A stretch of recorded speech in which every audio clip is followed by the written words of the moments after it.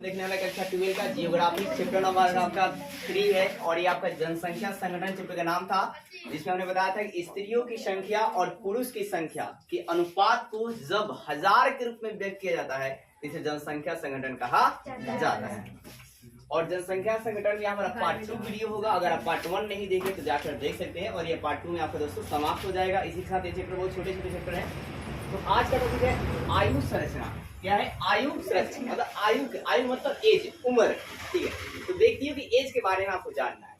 तो देखिए आपका है क्या विभिन्न वर्गों में, मतलब विभिन्न वर्ग जैसे मतलब आपका हो गया कोई मतलब किसी मुस्लिम संप्रदाय का होता है, तो कोई मतलब हिंदू संप्रदाय का होता है, कोई मतलब सनातनी होता है। ठीक है, इस तरह मतलब अनेकों प्रकार कास्ट मतलब वर्ग होता है। क्या होता है? वर्ग। तो है क्या कि विभिन्न कास्टों के लोग की संख्या को आयु संरचना कहा जाता है। तो क्या सुना आपने? विभिन्न वर्गों के लोगों की क्या जी संख्या को, विभिन्न वर्गों के लोगों के संख्या के जो एज है, जो उम्र है, उसी को हम क्या बोलते हैं? आयु संरचना कहते हैं। डॉट में आप लिखेंगे आयु संरचना कहते हैं। तो क्या सुना? विभिन्न वर्गों के लोगों की संख्या को, विभिन्न वर्गों के लोगों के संख्या को क्या बोलते हैं? आयु संरचना कहा जाता है। कि इस कास्ट में इतने लोग हैं जिनकी उम्र इतनी है, वो ये काम करते हैं। ठीक है, मतलब कोई मतलब रोजगार करता है, कोई मतलब मशीन बनाता है, कोई कुछ करता है।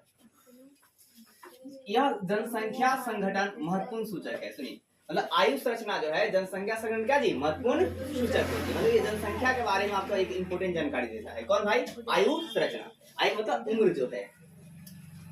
जैसा है क्या 15 से 59 वर्ष के जो लोग हैं उनकी संख्या अधिक है। मतलब 15 से 59 वर्ष के लोग हैं ना, उनकी संख्या क्या है?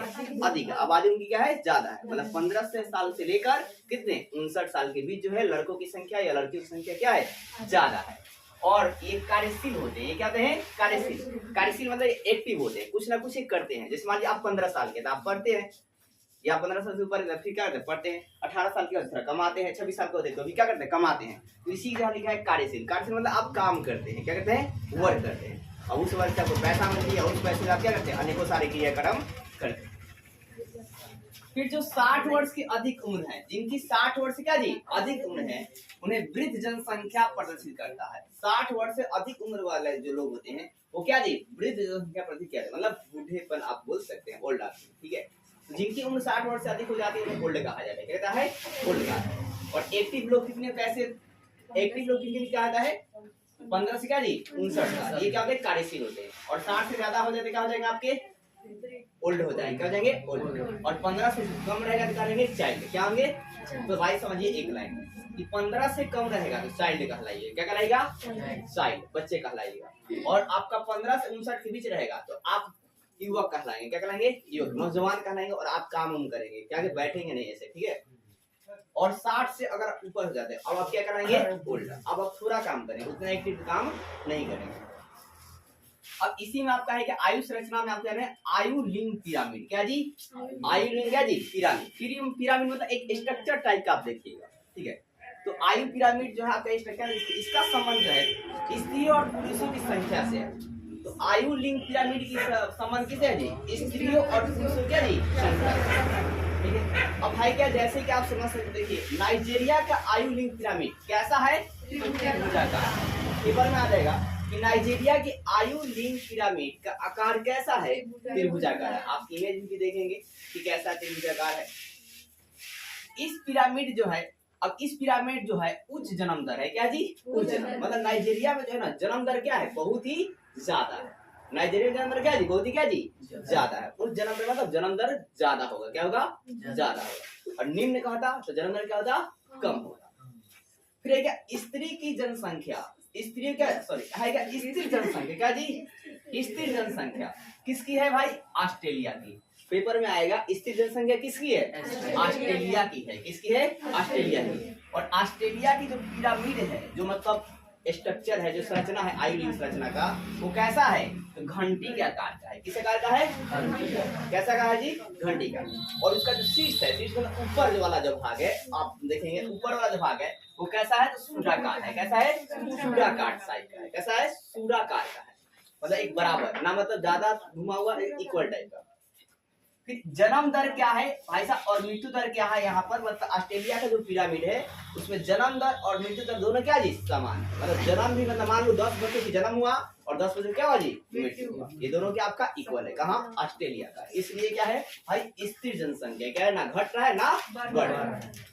तो जो जनसंख्या ना घटती है ना बढ़ती है इक्वल टाइप की रहती है उसे कहा जाता है स्थिर जनसंख्या। उदाहरण के लिए क्या है ऑस्ट्रेलिया की, ये इसका पिरामिड कैसा पूछेगा, घंटी का आकार का है, शीर्ष कैसा है इसका सुंडाकार है और इसमें जन्म दर और मृत्यु दर दोनों क्या है समान, क्या है समान।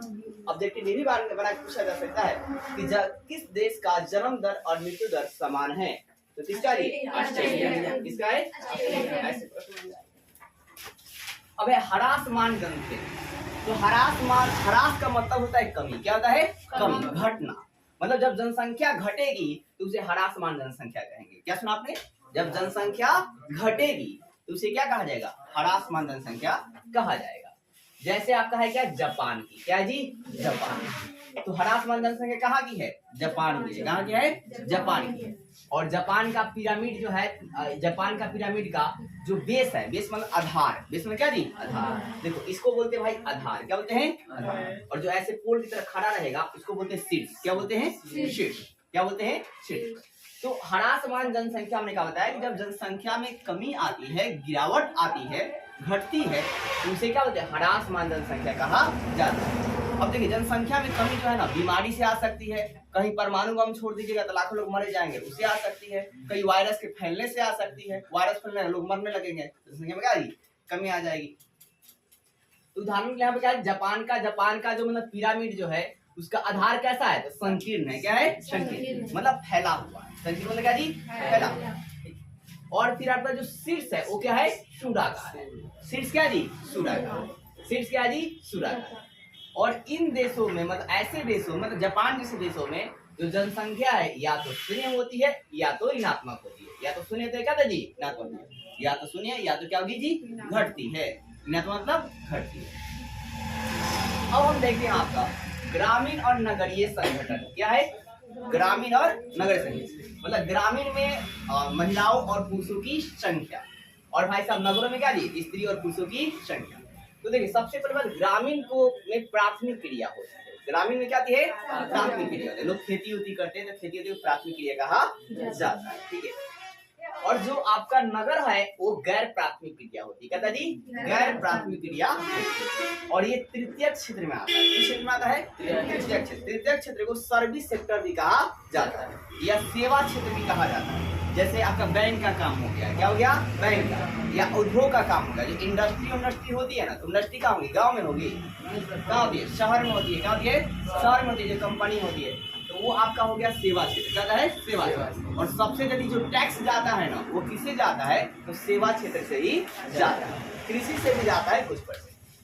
तो ग्रामीण में आप ये भी देखें ग्रामीण वाला इलाके में भाईचारा क्या होती है ज्यादा होती है, ग्रामीण में भाईचारा क्या होता है भाई ज्यादा होता है, और नगर में भाईचारा कम होता है, किसी को कोई मतलब इससे नहीं रहता है। फिर ग्रामीण में आप देखेंगे तो शिक्षा की व्यवस्था उतनी अच्छी नहीं होती है, लेकिन नगर में शिक्षा की व्यवस्था क्या थोड़ा हाई फाई, यहाँ डिजिटल बोर्ड नहीं है भाई, गांव है, शहर में होते तो डिजिटल बोर्ड मिलता, ठीक है। फिर ग्रामीण में बात करें जो स्वास्थ्य की व्यवस्था है, जो स्वास्थ्य की व्यवस्था है, जो हेल्थ की व्यवस्था है, तो अच्छे अच्छे हॉस्पिटल होते हैं, अच्छे अच्छे पैसे भी लगते हैं, ठीक है। लेकिन ग्रामीण नगर में ग्रामीण में अच्छे हॉस्पिटल क्या था जी नहीं होते हैं, उतना बेहतर नहीं होते, ठीक है। लेकिन नगर में क्या थे अच्छे हॉस्पिटल होते हैं। तो इसी प्रकार अनेकों प्रकार की क्रियाएं जो आपके ग्रामीण में, लेकिन एक बात है ग्रामीण के लोग क्या होते हैं मतलब भाईचारा ज्यादा होती है और नगर में भाईचारा कम। ग्रामीण में अगर कोई भाई साहब मतलब किसी को प्रॉब्लम होता है तो एक की जगह 10 उठाने जाएंगे, लेकिन नगर में एक भी पूछने आपको नहीं जाएगा। पहले तो ये मतलब डरने लगेगी मतलब पुलिस पकड़ लेगी, कुछ हो जाएगा, ये हो जाएगा। तो ये थी आपके मतलब पेपर में आ रहे ग्रामीण और नगर में ग्रामीण सभ्यता नगरीय सभ्यता में अंतर दिखता। आप ऐसे बना लिख सकते हैं ग्रामीण में क्या होता है, आप जो कुछ देखते हैं उसे आपको लिख देना है, और जो कुछ आप नगर में देखते हैं उसे आप लिखते कि ग्रामीण भाई साहब साफ सफाई थोड़ा ज्यादा होती है और नगर में पूरा पोल्यूशन थोड़ा क्या होता है ज्यादा होता है, गाड़ियों के वाहन धुआं क्या होते हैं ज्यादा निकलते हैं, ठीक है। मतलब ग्रामीण का इलाका जो है प्रदूषण कम होता है और नगर में प्रदूषण क्या जी ज्यादा होता है। एग्जाम्पल फॉर दिल्ली, अब देखिए क्या साक्षरता। साक्षरता मतलब होता है एजुकेटेड, कितने आप एजुकेटेड तक। आखिर साक्षर किसे कहा जाएगा, क्या होता है साक्षर? तो देखिए कोई देश या कोई राज्य या कोई भी गांव कितना सामाजिक और आर्थिक रूप से बेहतर है, वही उसकी साक्षरता बतलाती है। वही क्या बताती है? साक्षरता बताती है। मतलब कोई आप कितना सभ्य वर्ड बोलते हैं, यही आपकी साक्षरता की पहचान है। और आपने कितना अर्न किया है, यही आपकी क्या जी साक्षरता की पहचान है। आप कैसे लोगों को चुनाव करते हैं, आप यही आपकी साक्षरता की पहचान है। साक्षरता मतलब सिर्फ पढ़ा लिखा नहीं, साक्षरता का मतलब ये होता है कि आप एक समझदार इंसान है और आप चुनाव भी करते हैं किसी का, तो सही कैंडिडेट का चुनाव करते हैं। इसके अलावा आप मतलब है क्या कि आप बोलते भी हैं तो लगता है कि आपने मतलब कितना पढ़ा लिखा कितना नहीं। आप मान लीजिए आपके पास बहुत ज्यादा डिग्रियां है, लेकिन आपके पास बोलने की मतलब वो रिस्पेक्ट नहीं, किसी मतलब रिस्पेक्ट से बोलते नहीं, सभ्य से बोलते नहीं, तो आपकी मतलब पढ़ने की कोई फायदा नहीं। कहा जाता है कि कागज की वो डिग्री में क्या रखा है, वास्तविक मतलब नॉलेज तो बिहेवियर में झलकनी चाहिए। तो मतलब साक्षरता है कि किसी भी देश की कितना सामाजिक और आर्थिक रूप से बेहतर है, उसकी साक्षरता ही बतलाती है। जैसे कि उदाहरण के तौर पर केरल की साक्षरता क्या है, बहुत ही क्या जी ज्यादा है। केरल की साक्षरता क्या जी बहुत ही ज्यादा है। पूछा जाएगा कि इंडिया में ज्यादा एजुकेटेड लोग कहाँ के हैं, तो केरल के। कहाँ के हैं जी? केरला के। कहाँ के हैं? केरल के हैं। याद रहेगा आपको, कहाँ के हैं? केरल के हैं। अब है आपका व्यवसायिक आयु संरचना। तो जिस आपका है क्या, जिसमें लोग ज्यादातर व्यवसाय करेंगे उसे व्यवसायिक आयु संरचना कहा जाएगा। अब ये जो व्यवसाय जो है कितने वर्ष के लोग कितने वर्ष के वाले लोग करते हैं, तो 15 से 59 वर्ष के जो लोग है ना, वो ज्यादातर व्यवसाय करते हैं। कई लड़कों ने 18 साल की उम्र में ही कंपनी खड़ा कर दिया है। ठीक है, अब जैसे है देखो भाई, अब है क्या व्यवसाय में आप क्या क्या कर सकते हैं, तो आप कृषि करेंगे तो भी आपको इससे पैसा मिलेगा। ठीक है, फिर आपका है क्या मतलब संचार, मतलब आप टेक्नोलॉजी बनाइएगा, संचार मतलब टेक्नोलॉजी मोबाइल, ठीक है, तो भी आपको क्या मिलेगा भाई, पैसा। व्यवसाय में सिर्फ क्या मिलता है, अर्न आती है, कुछ पैसे आती है भाई। तो व्यवसाय में आप कृषि करेंगे, आप क्या संचार का मतलब बोल सकते हैं, आप मतलब कोई कंपनी लगा सकते हैं, फिर कंपनी लगाकर आप खुद भी पैसा कमा सकते हैं, दूसरे लोगों को रोजगार भी दे सकते हैं। आप बकरी पालन कर सकते हैं, आप मछली पालन कर सकते हैं, आप मुर्गा पालन कर सकते हैं। ये सारा किसमें आएगा, व्यवसायिक आयु संरचना। उम्मीद करता हूं आपको ये वीडियो अच्छी लगी होगी। वीडियो अच्छी लगी तो लाइक कीजिए, चैनल सब्सक्राइब कीजिए, ज्यादा शेयर कीजिए।